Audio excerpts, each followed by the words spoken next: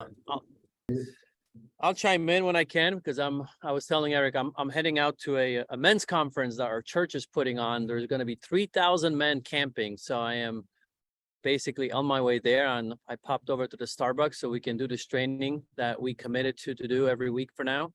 I'm going to let Eric kind of lead the way, and I'll chime in because he's got some examples to show you guys. And we're going to continue with the topic of lead generation, but we're going to dive deeper into more on the direct sales side. Last week, we talked about how to partner more on the agent side, right?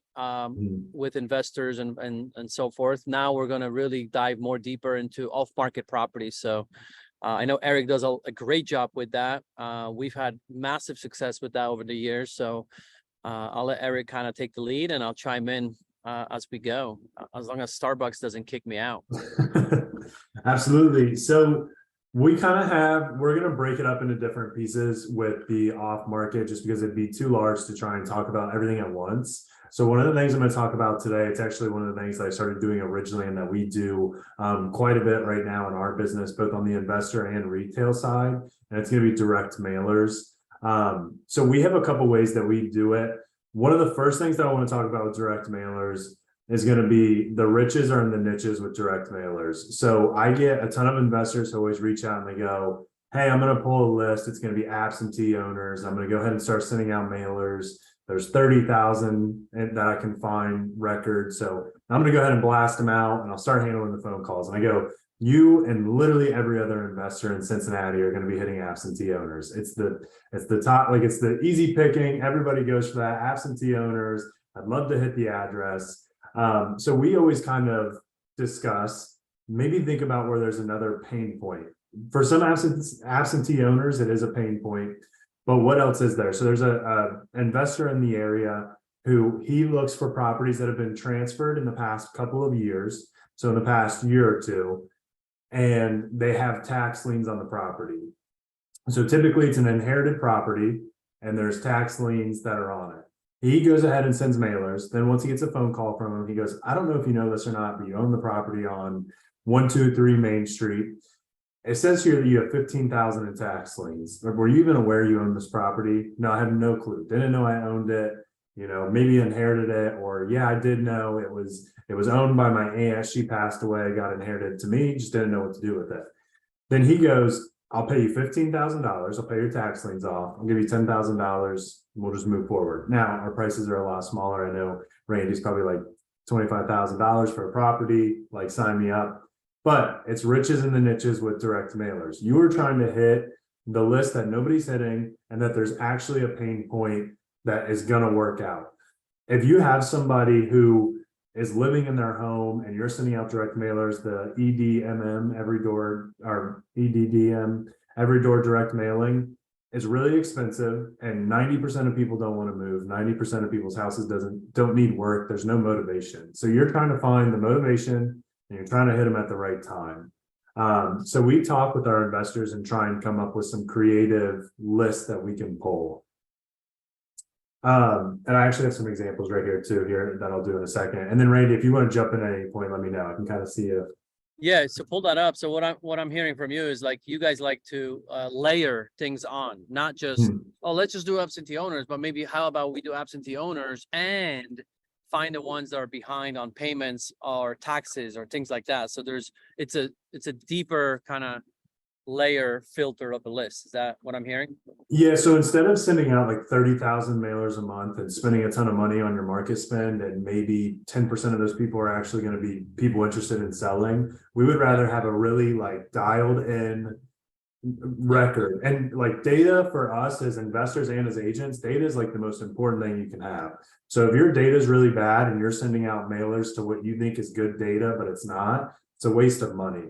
So data is actually like the gold in this business. So finding a site where you can pull the really good information, or you can get their real address or their real phone number so that you can do those touches, but also just making sure that if me and every other investor in Cincinnati are hitting absentee owners, then you're really just hoping that you're sending enough mailers that you get that one time where they're like, you know what, I'm done, I'm fed up, I want to sell it. This is the postcard that came in, it's on top, I'm going to give them a call. or they've kept them and they're going to call all of them and then they're going to compete for the top dollar. So it gets a little bit difficult.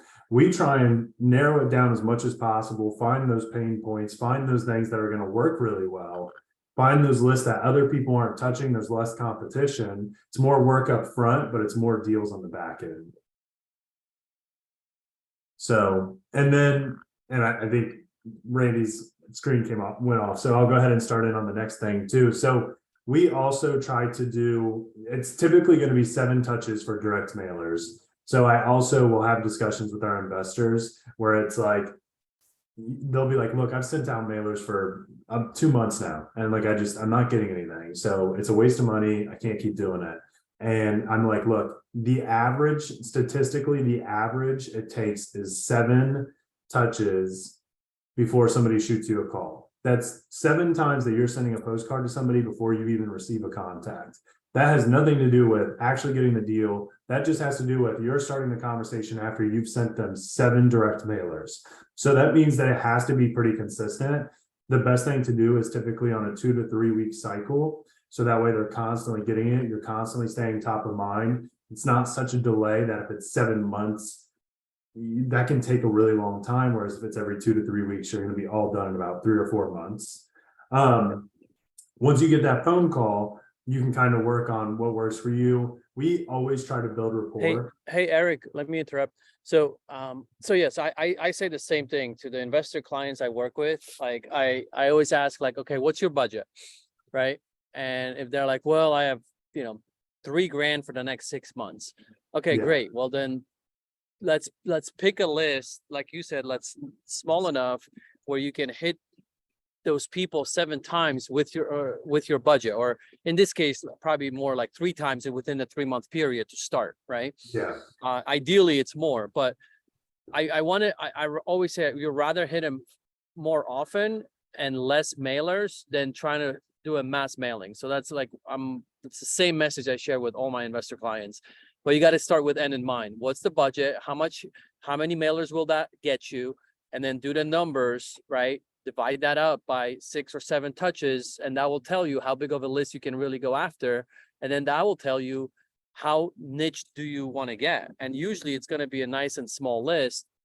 And I agree with what you're saying. But one thing I was going to say something. Oh, where do you get your list? Do you like, we get ours from our title company very often. A lot of my investors also have access to software like RealFlow is one. There's many others I can't think of the top of my head, but where do you get your list? See, we do title company. We've used PropStream, which is what a lot of investors. That's it. PropStream. Yeah. PropStream is what a lot of people use. So that one, I would say, it might be a little bit tougher because you're pulling the same data as everybody else. Batch leads. One of the things we're doing right now too, and this actually works out really great. I just got a phone call today from somebody who owns a 4-unit. Our website, it's housesincincy.com, and then we have a bunch of other websites locally that push into them as funnels. And it comes back to direct mailing. I'm not going to bring in websites into this, but so we'll get a bunch of Google pay-per-click leads where it's just the address. There's nothing else. So we'll go through and pull on the address, and we get the owner's name, their number if we can, and then we try and pull like emails and stuff. And then what Katie, my wife, will do is she gets out a piece of paper that's got a letterhead of Eric Gross Group on it, and she writes a personal letter to them. And we might get like 30 or 40 a month, and it does take some time, but it's a couple hours total work.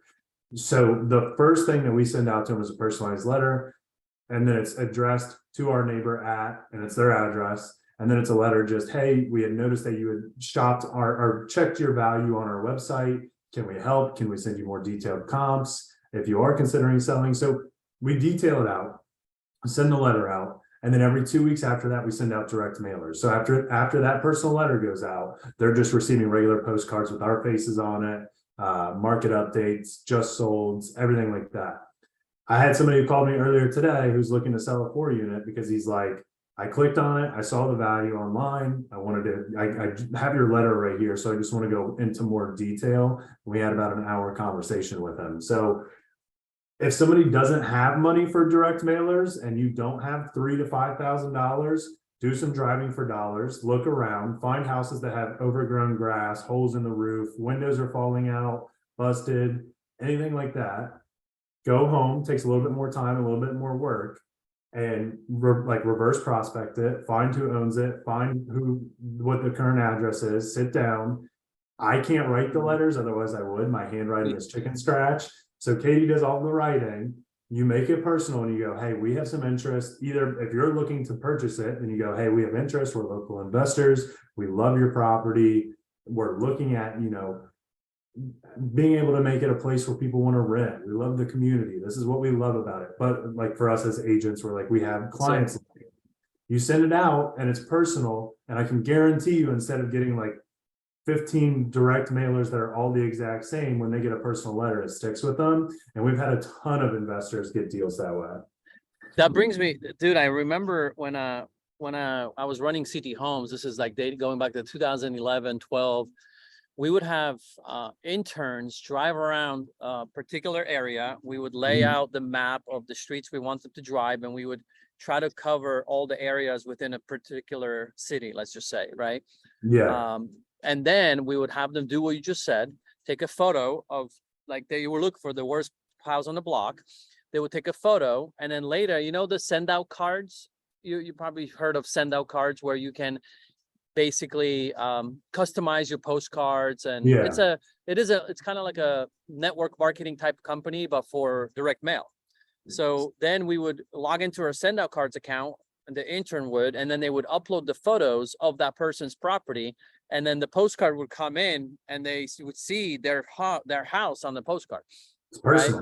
With our message on the back. Like, it was gold. Like, but we didn't do like thousands of these. Like you said, like, you do a few at a time, it adds up, right? And you just keep adding. Even if you add 10 to your list per week, imagine if you do that consistently every single week, how big your list will be, because you're not just going to mail to them once. The first time they might get the postcard. Maybe the next letter was going to be a yellow letter. Maybe the next one is going to be something different, right? But you're just now keep adding and adding to your list, and all of a sudden your 10 is now 1,000. Right? Yeah, and we honestly, like, I'm open to admitting mistakes. We were throwing away these Google pay-per-click leads at first, the seller ones, because we weren't paying for them. If somebody went into the website, the way it does is it takes at like 6 different values online, and it gives them an average for what their house would be worth. So we get a lot of like looky-loos who are just typing it in, and it's pretty much compiling like their Zillow, their Redfin, all of those values, and then it's spitting out to them and saying, based off of the 6 values we can find online, your house is worth $450, and it might be anywhere from a range of 400 to 500. So people would get that, and then they would, once they back out, they don't put their information in, we'd lose it. So I just honestly, I deleted it, or we try and reverse it, prospect it, and I do a phone call. Data was 50-50 sometimes. So sometimes it's a great phone call, sometimes it's a terrible phone call. So then I was like, you know what, screw it. Like, we're just going to start doing direct mailers. And Katie's like, well, I'll just do personal like letters to kick it off and see what happens. So, I mean, she might put an hour into it a day, but as an agent, an hour into it a day, if we get 3, 4, 5, 6 listings a month off of it, it's huge. Now imagine doing that as an investor, and you're getting 3, 4, 5, 6 deals that you're not having to go on market. You're getting them at a great discount.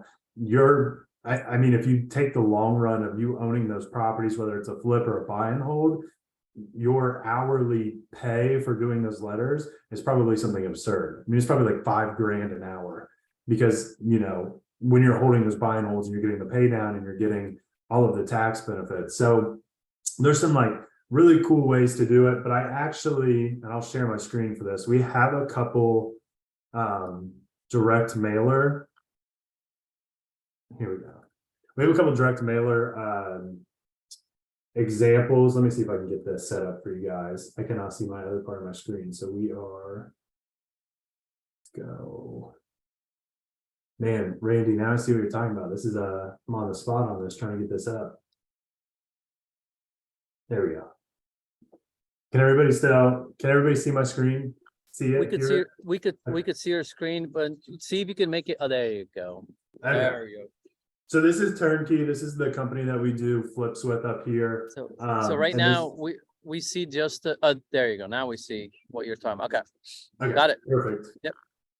So this is just a basic one and it's different for every single one. The way we send out mailers is we do driving for dollars and then we circle prospect around every flip we're doing. So if we're doing a flip, we take 100 doors in the nearest quarter mile and we send out to them. And then we also have parameters that we were pulling up on PropStream. They've had to own it since 2015 because then they had the equity in there. So we didn't have to put high equity. They had to own it since 2015. They couldn't have refinanced in like the past 2 years.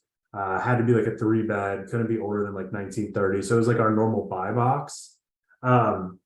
And we've actually gotten a couple of deals off of this. Just it being a basic card, we had a lot of people that called that were super interested, but just had no clue what it had to do. So it was a good conversation starter. Hey, I have So this. this is more of a general one that you would mail to a larger audience, you think, or still like a niche you guys just did? No, this one's larger audience. So this one Yeah. isn't tailored to anybody. This is just a generic mailer. Yeah. And then what we would do was we would tailor it. Like if we were in a certain neighborhood, we'd tailor the postcard to the neighborhood. If we were trying to hit like a certain list, we would try and send it to, you want to kind of tailor it to the people you're sending it to. This one was we're just sending it all around, or we're circle prospecting a neighborhood and we're just trying to get 5 miles out, 100 doors. And then what we do, we actually had our number connected to a smartphone number, and then it would go to me. So it would ring in, it would go to a recorded up line, it would let them know it was recorded so we could track to see how the conversations were going. And then also if they were discussing the property, we can go back without having to call back and be like, hey, I totally missed when you said this. Was it a 3-bed, 2-bed? So this would be a call in. They would just be like, hey, we got your mailer. What does it typically mean? And my conversation would always be, hey, we're a local company. We invest in properties. We can give you a cash offer for your home, but we're also licensed realtors. So if you're thinking about selling and the cash offer doesn't fit, we can also let you know what the market looks like, how we can get your home sold for top dollar, and run you through multiple options. So Eric, is Turnkey your company or is that an investor you're talking about? Yeah, it's a company. It's the flipping guy I work with here. Okay, so when you guys do that together, he wants you to do the calls on his behalf. Is that how you guys set it up? So you're like almost you're like an extension of his investment company? Yeah, so me and my agents and like our team, I offer for investors if they want, we'll intake calls. Because to me as an agent, if I can have that conversation for 1 week cold call anyways. So if I can have that conversation with the person, if I can build the rapport, be the one that goes out there. I understand not all agents are going to do that, but I prefer to intake the leads. I prefer to get an idea. And then, if you have a VA running it. That's amazing, dude. I mean, that's a huge value add. So if you are an agent and you want to work with investors, like that alone, you could be like, look, you spend the money, Mr. Investor, and I'll take the calls on your behalf, right? Now you basically in most cases you should be able to negotiate that so you don't actually have to spend the money, and because like there's another way of doing is where you co-market together, right? Yeah. And you guys split the cost. But I think if you're bringing the value of taking on the calls, which I agree, I think there is a massive benefit to you, Eric, right? As long as you are trying, of course, to get the investor in front of that client with a cash offer, which why wouldn't you if you have your the financial incentive is set up correctly for you, right? And I'm guessing if he would buy the property, either you make some money on the front end, but then you definitely get the listing on the back end. And then if you do get the listing, which is actually a higher probability that it's a listing, then you win. And then what do you give to the investor in this case if you just end up getting a straight up listing? So the guy that I work with is also licensed. So we would typically do a referral fee and it would just differ. But it got to the point where we were taking in so many leads and I was handling so much cold calling. It was just, if you did it, it was just a basis by basis. Like if it was small enough, he was like, look, just take the listing. I'm not worried about a referral fee. And then we'd kind of go that way. Make sure you have a CRM set up if you do this. Like if you're going to do direct mailers, make sure you have something where you can track, follow up. It doesn't have to be expensive. We've spent a ton of money into our CRM, but I wouldn't necessarily recommend it. So make sure you have a CRM that you can follow up with. And then, if you're an agent, like I just met with an investor yesterday and I'm like, he doesn't have a CRM set up. He's a newer guy, but he wants to put money in. He's super driven. I'm like, look, I'll use my CRM. You'll have your own tag that'll go in. So if they call a specific number, it'll automatically tag you in our CRM, and we'll follow up with the leads for you. So, and yeah, we are incentivized to do the cash offer. But at the same time, if I meet with somebody and they're like, I don't want to sell my house for cash, or that's too low of an offer, I'm not gonna be like, cool, thank you for the time, have a great day, bye. If they're like, I don't want to do a cash offer, that's too low, I go, completely understand it. Have you thought about listing? I can let you know what this home would be worth on the market and the condition it's in, and if you do updates. And then it And do becomes you go with your investor to that appointment? Or do you already know basically the numbers that they work off? You got a repair estimator that you can use as a general kind of idea, so you can analyze it yourself. Like, where are you at on that? And or how did you start? That would be probably a better question. Yeah, so it definitely was started differently. When I started, I knew a lot. I had done construction, I had done volunteered for Habitat for Humanity, I had done my own rehabs, I had helped my wife's dad do rehabs, but I didn't understand the numbers that he was looking for. So the first, I'd say probably like 10 deals that we got, I would go to the property with him and I would just go, what are you seeing? Because his contractors have price, every contractor has different pricing. So, and he uses the same 2 or 3 contractors. So I picked up on his pricing really quickly. So I was like, okay, we're running roughly $4 to $5 a square foot on a floor. I'll do 5. If it's 1,500 square feet, it's $7,500 to lay floor. A new roof, depending on the size of it, it's probably going to run us 8 to 10 grand. If there's damaged OSB board and stuff like that, we might be a little bit higher. So I'm just super conservative. I'm like, I'm going to bake in a 12 grand roof replacement. It's realistically probably going to be 8 grand. But I don't want my investors to lose money. So if my rehab budget comes in, and I'm always, not to be cocky about it, I'm always about like 5,000 within the contractor in terms of total budget. Because like I talk to them too, and I'm like, what are you seeing? What did I miss afterwards? But starting out, we would do it together, and he was like, he would just bake in or we would just discuss it. Yeah. Like I have to be all in 70% of the ARV. I'm like, okay, well, I've got comps at 300. That means we can be all in 210. Yep, exactly. Cool. So I've got a rehab of 60,000 in here. Yep. Okay. So what I'm hearing is basically you want to get to the point. If you are an agent basically working with investors, or you're an investor and you have an assistant, going out looking at properties, you want to get to the point where they are trained enough working of a repair estimator that you've created that gives them a bit of a guide, so they can quickly go through it, add it up, boom, boom, boom, and be done with it. So anyone really could do it. So doesn't have to be you as the principal or you as the investor principal doing all the analysis. The agent can do it, the assistant can do it, or acquisition guy could do it. That's how we did it eventually. Yeah. And there's definitely times where like I'm like, and I think it's just part of being human. This is a really large investment. That's the thing with this. So there's times where like I'm realistically not as sure about it as I should be. Like I'm like, okay, comps are 290. I'm pretty confident on that. But I'm walking this house and there's some moisture in the basement. Doesn't look major. Do we price in a French drain? Do we price in waterproofing? Am I missing something? So then, he would have a GC come out, or he would have a foundation guy come out. I'd meet him out there and figure out what's going on. Or we would just automatically bake it into our offer and say, okay, crap, we don't know what's going on in that basement. Let's say 12,000 for the basement, because that's our average water remediation and mold, and then waterproofing. And then if we don't spend it, good. So, but yeah, I mean, I'd say go out there with them as an agent. And that's definitely been huge for me, that knowledge, because I also carry that through with my retail clients. And it's a huge benefit because I can say this is what it's going to cost, and I have the connections to the contractors.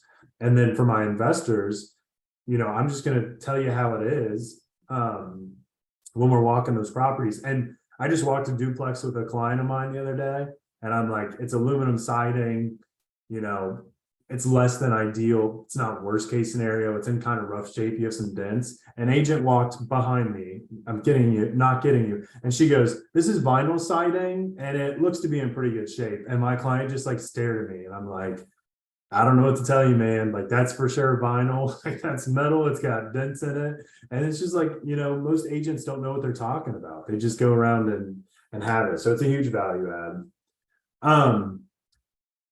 And then we have this one as well. Okay, good. Yeah, look, continue because we got it's 1:28. Mhm. So maybe another 10 minutes, whatever you have left. And then of course we're going to continue this, like Eric said, because this is a deep topic. So yeah, we're going to continue this conversation also next week. But go ahead. Okay, and then this is the last one. This was when we were with or we switched it to EXP for this one, but it was when we were with Keller Williams and everything was branded red and black. And this was just it's a similar style. It has both of our branding on it.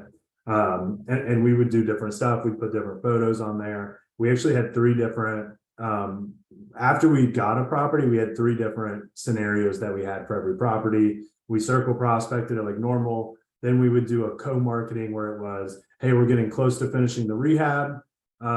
Here's our agent if you know anybody looking to get in the neighborhood. So that way somebody could say, hey, I want a cash offer for my house, or hey, I have a best friend that wants to move into the neighborhood. They had two options. And then the final one would be strictly retail. Hey, the house is finished. Open house is this Saturday, 11 to 2. Please come join us. Let us know what you think. And we'd get a lot of the homeowners around there who would come and say, thank you so much for flipping this house. It was an eyesore for 15 years. We love it. We love what you've done. Can we have, what contractors did you use? So you can kind of be a benefit there as well. And I'll stop sharing with that. So one thing I would say is another way of doing it is if you have a listing for an investor, right? If you're an agent and you have a listing for an investor, and this is common for me, like I list investor flips, right? So if I would have a listing coming up knowing that the property was just bought by an investor, it's going to be rehab. What I did for a while, and I need to get back into this actually, now that I think about it, because it works, is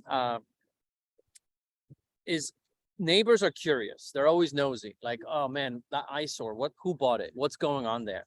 Right? So you basically have an assistant or an agent on your team walk that area and door knock or leave a letter stating, hey, by the way, so-and-so company bought this property. This will be a fully renovated home within the next 60 days or so. I just want to let you know that I'm here. If there's any issues at all, please reach out to me. I am the extension of this company, CD Homes, on our case. I am a licensed agent. I'll be listing this property when it's finished, but I want to make sure you have an avenue to reach out if there's any issues, if the contractors are leaving a mess, if whatever it is. So you're coming off from an angle of like, hey, like we want to make sure that we preserve your neighborhood and that there is no problems happening. And it has nothing to do with selling, right? That's a great idea. Right. So now they're like, oh, okay, cool. So now we checked one box for them. Now they know who bought it. Now because that's what they're curious about. Two, they're like, oh, I can reach out to Randy if this freaking contractor is leaving the front messy and they're working at 10 p.m. at night. Who knows, right? Like anything can happen, right? And then in there, I would also say, oh, by the way, this will be one of the better properties now on the block, fully renovated. So if you have any friends or neighbors that you would like to have to buy this, like, let me know, right? And if you're thinking about selling, this is another thing I would say. If you're thinking about selling, you might consider waiting because we're going to set the new high price for your neighborhood. It's a good idea. That's it. So like, I don't even ask for a listing. I don't really talk about, oh, work with me. Do you need to sell? It's more about me giving them tips and ideas, but obviously indirectly what I'm trying to say is like, I'm here to help you, right? And if you have buyers, like send them my way. So as an agent, think about how you can leverage one flip opportunity to turn it into more business for yourself, right? And of course, on the same thing, you could even say like, oh, if you know anybody else that needs a cash buyer, my investor is always looking, right? Because this has to be a team collaboration, right? This is you doing a dance with your investor. So the messaging is constantly synergetic between you and them. So you're always mentioning the investor and the investor is always mentioning you as the agent because there will be opportunities, but you gotta have a structure set up with your investor. So everybody's incentivized financially, no matter what happens. Yeah. And if someone is not licensed, if your investor client is not licensed, right, which many of my clients are not licensed, and they get me a listing because of, if I get a listing because of their flip, right, or the co-marketing that we do, then all I say is like, look, I can't pay you a referral fee legally. However, I can pay for your marketing. So I would ask them, hey, can you send me an invoice for the next batch of marketing that you do, and I'll cover your cost. And I would just ask them to send me an invoice for the amount that I'm willing to pay, which would equal to the referral fee, Yeah. right? And I'm legally allowed to pay for someone's marketing, Yeah. if that makes. So that's how you get around, referral fees not being legal, but I could absolutely pay for marketing. So if I'm willing to pay for my investor to market because I know that I'm also being promoted through that marketing, I will pay for it.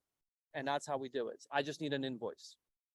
Yeah. So I love the go ahead. idea of sending it out to neighbors, because like I think a lot of times as investors, we forget that when you're flipping a house or you're doing a rehab, it rarely looks and sounds great. There's a 40-foot dumpster in the yard. You've got drywall in the driveway and everything like that. And I mean, it tends to happen. It's really hard to keep a job site clean and quiet all the time. So That could work. Just another thing that could work only if your investors are pulling permits. Because if your investors, if some investors, are not pulling permits, and it became actually very common in San Diego during COVID because how backed up the city inspection departments got, where it literally, you just couldn't get a permit for months. So guess what ended up happening? Like, investors just did it without. And then you can't do any of the things I just mentioned, because the investors don't want the attention.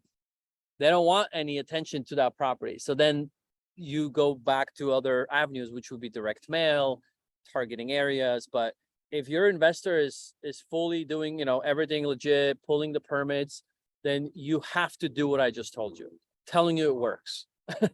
Yeah.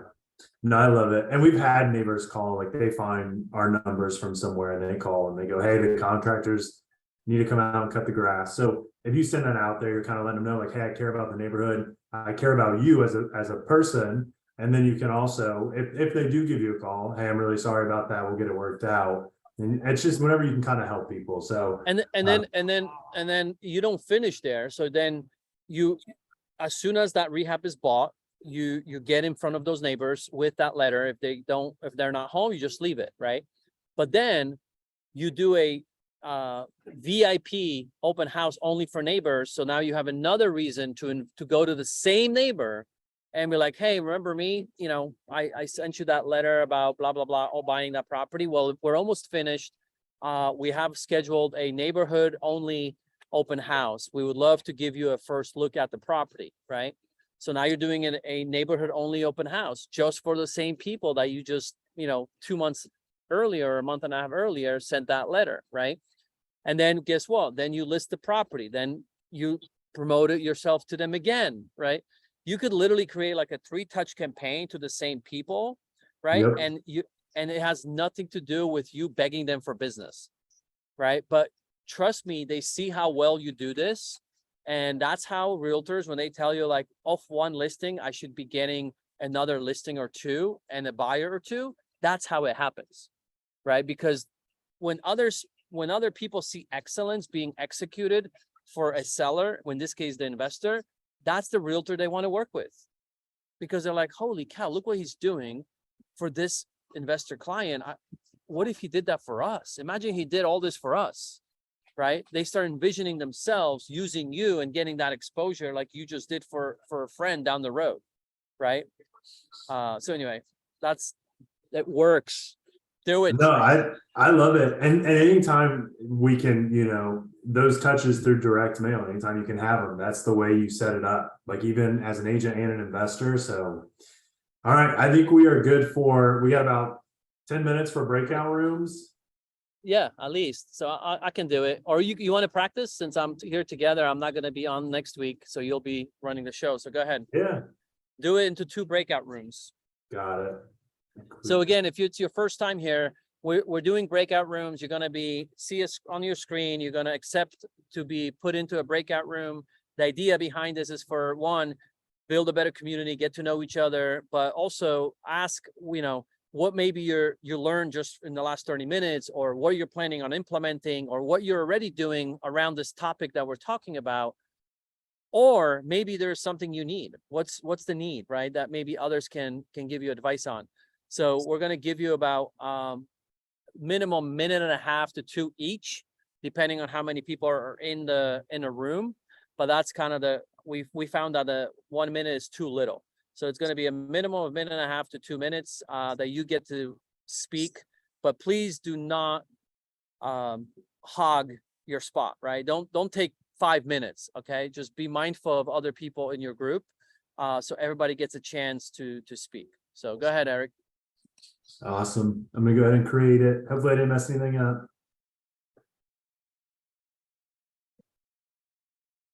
Okay, there we go.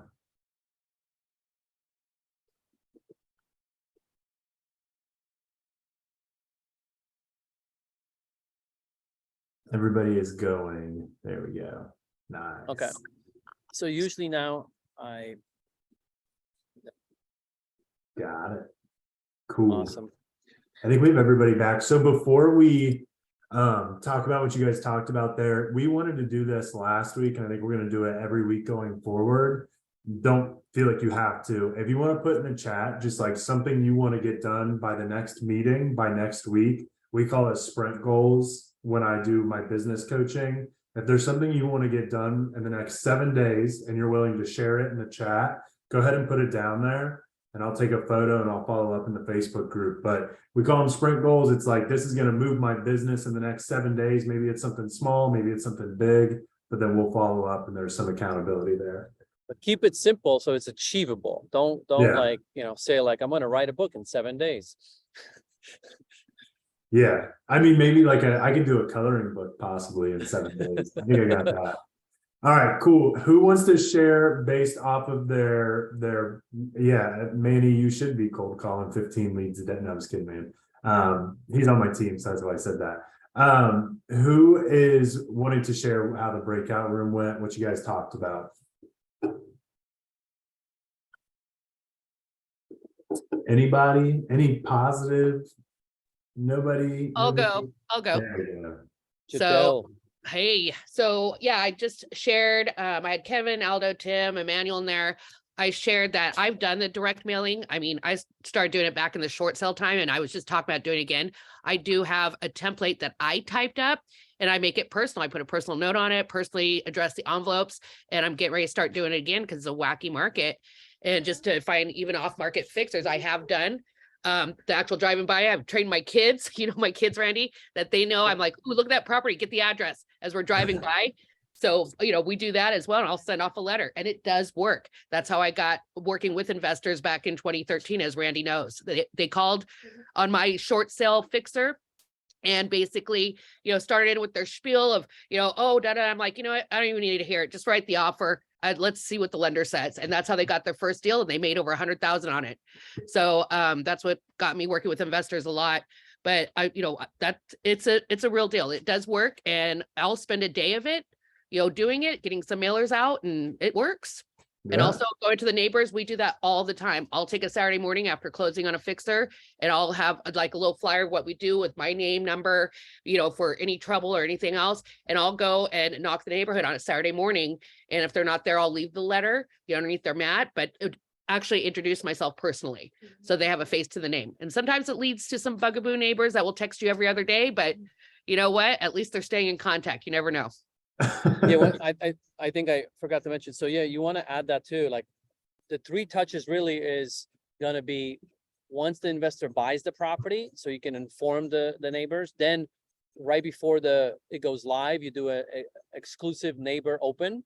Then when you sell it, you go back to some people and pick one highlight. Did you, maybe sell it at 10,000 above market value in the area? Did you sell it in 3 days? Did you have 15 offers? Whatever it is, pick that one highlight and get some attention to that in that postcard or the letter that you're going to drop off. So that's the 3 touches that you want to do. Anyway, so thanks for reminding me about that, Jadel. I will say, I'll give one of my golden nuggets. I just don't want everybody to steal it. If you do an open house and you do paper sign in, take the paper sign in after the open house and you've accepted an offer and it works when the market's like this. Go to the neighbors, door knock with the open house sign in and go, 30 people came to our open house. One person got the house. There's 29 other people looking in your neighborhood. And we have gotten listings off that because they're like, oh crap, I mean, 29 other people are looking to buy in your neighborhood. So if you do want to move, we'll start calling these 29 other people tomorrow and let them know you're listing. So just don't do that if you're in the Cincinnati area. You can do it everywhere else. No, I'm just kidding. What else does anybody have to add? For me, what's it called? Jadelle actually had some really good takes when she was explaining to us. She actually has templates and stuff also she's gonna send over. But it's funny that we're having this conversation today because like I literally was just talking to one of my clients 2 days ago, and he's went to the county the county and got like a bunch of lists of the areas that he invest in, and he asked me if I can, cold call a couple of them. He's just been sending me them daily. So I've started on that, but just to see where it goes, not sure yet, but it's just kind of extra thing to my extra cold calling I'm doing on my team as well. Absolutely. I had one other thing to add that Emmanuel reminded me of is I shared another thing is if you're doing direct mailing, be thoughtful of the situation. So my example was this is my mother-in-law has been in her house for 60 plus years.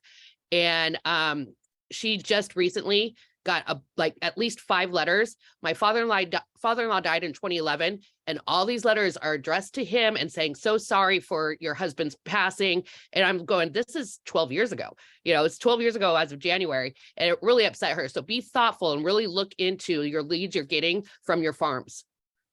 Absolutely. So, because I actually called those agents for her and said, this is, really kind of insensitive. The wording of it was really insensitive. So I think I shared one with Brian Randy because he was just like, wow. So. Yeah, that's a good point. Yep. All right. What else do we have? We still got 5 minutes.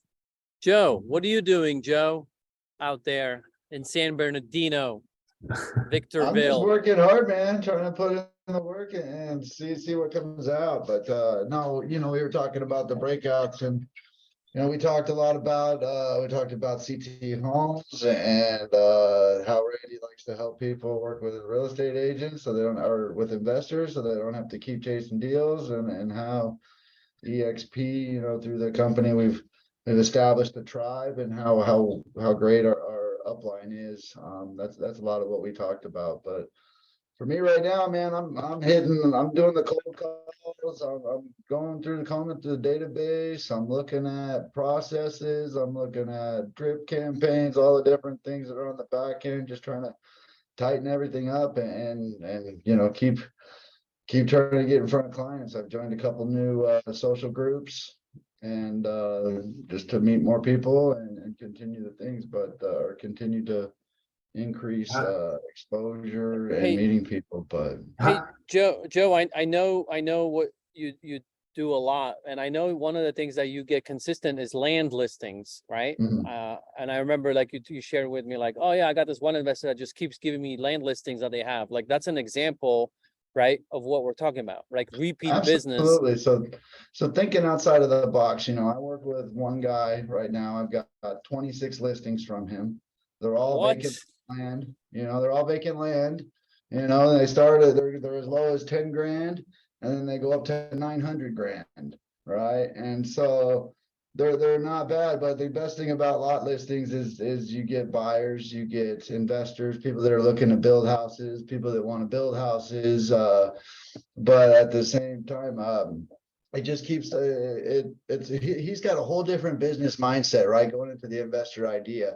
This guy buys land, he does his marketing, he sends out his mailers, he does cold calling, he does those things to certain areas.